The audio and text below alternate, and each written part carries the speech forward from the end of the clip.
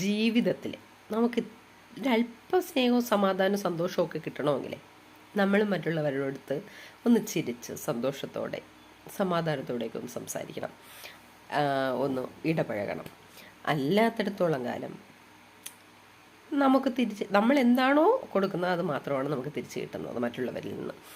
നമ്മളെപ്പോഴും ഇങ്ങനെ പിടിച്ചൊരു ദേഷ്യത്തോട് ഒരാളോട് സംസാരിച്ച് കഴിഞ്ഞാൽ നമുക്ക് അയാളുടെ കയ്യിൽ നിന്നും അത് തന്നെയായിരിക്കും തിരിച്ച് ലഭിക്കുന്നത്. അതുകൊണ്ട് ഇച്ചിരി ചിരിച്ച് ഇത്തിരി സന്തോഷത്തോടെ ദേഷ്യപ്പെട്ട് വരുന്നവരോട് കൂടി പോലും ഒന്ന് ചിരിച്ച് സംസാരിച്ചാലുണ്ടല്ലോ അവരുടെ ദേഷ്യം പകുതിയായിട്ട് അങ്ങ് കുറയുമെന്നേ.